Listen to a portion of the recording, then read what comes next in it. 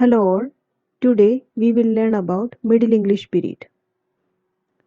Middle English period 1066 to 1500. The Norman conquest of England took place in 1066.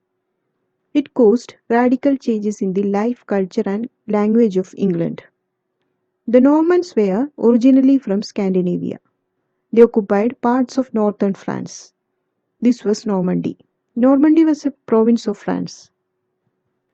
William, the Duke of Normandy, defeated Harold, the last Saxon king, in the famous Battle of Hastings in 1066 and became the King of England. Norman conquest was a landmark in the history of the British people.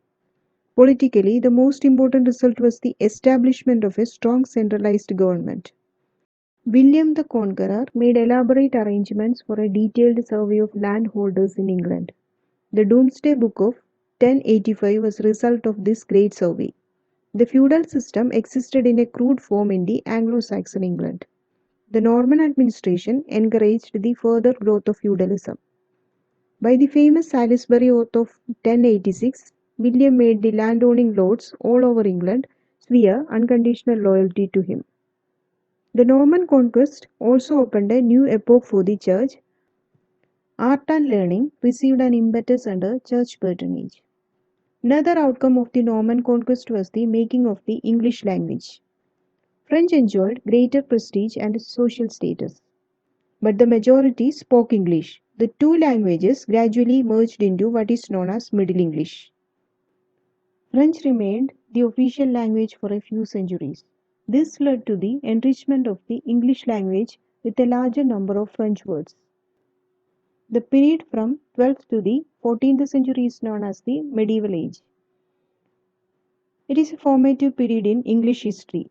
There was the growth of parliamentary government, the development of the law courts, the rise of the universities, and also the shaping of the English language. The 13th century saw the gradual evolution of parliament in England.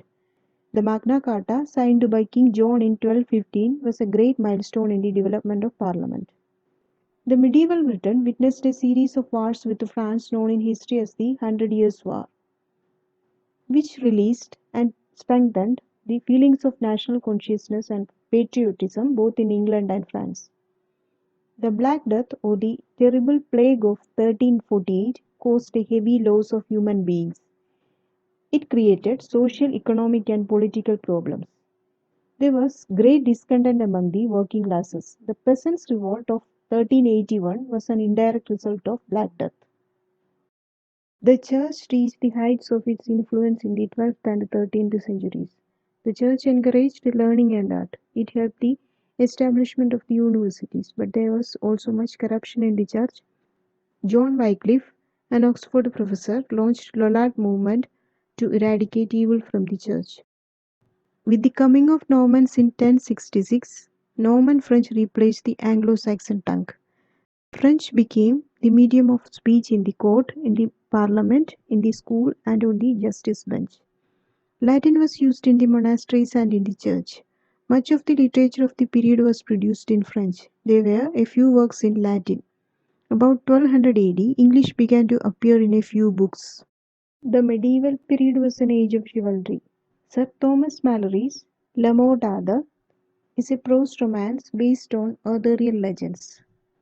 A number of these Arthurian legends were gathered up in the great Latin work History of the Kings of Britain by Geoffrey of Monmouth, a Welsh writer. It was translated into English about the year 1200 by Layman. He added his own personal touches and produced a lengthy poem, Brut, a poem of 30,000 lines, a third of which is devoted to the adventures of King Arthur. Soon Arthur became the incarnation of chivalry in several courtly and popular romances in England, France, and Germany. One of the most charming of such romances is Sir Gawain and the Green Knight, written in the last quarter of the 14th century. Ormulum is a series of metrical homilies written by Ohm in 1215. Cursor Mundi is a very long poem of unknown authorship. The Pearl is a religious poem depicting a man in search of his lost pearl.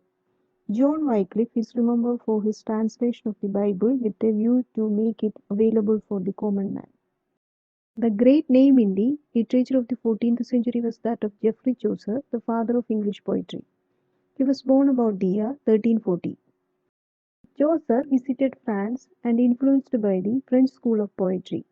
During his diplomatic missions to Italy, he was influenced by the works of Dante, Petrarch, and Boccaccio. His major work was The Book of the Duchess, an elegy for the first wife of his patron, John of Gaunt. Other works include Parliament of Owls, The Legend of Good Women, and Troilus and Cressida. The Canterbury Tales is his monumental work. In this, Chaucer presents a realistic picture of the social, political, and religious conditions of his times. A number of pilgrims, including Chaucer, meet at the Tabard Inn in Southwark on the way to Canterbury to pay homage to St. Thomas Becket. The jolly host of the inn suggests that each pilgrim should tell stories to avoid the boredom of the journey. The proposal is accepted, and the result is the Canterbury Tales. In the memorable prologue, Chaucer has presented a picture gallery of medieval life. The greatest service that Chaucer did was to transform English from a dialect into a language. William Langland is the author of the poem Piers the Plowman. It is a series of dreams or visions. John Gower is remembered for three works: Speculum Meditantis in French, Vox Clamantis in Latin, Confessio Amantis in English. Towards the end of the Middle English period were published the ballads or the folk songs dealing with stories of love and adventure. Bishop Percy published a collection of these ballads in the 18th century. The Robin Hood ballads were the most popular of these. Another great event of the Middle English period that influenced the course of English language and literature was the introduction of the printing press. William Caxton introduced the art of printing into England in 1476.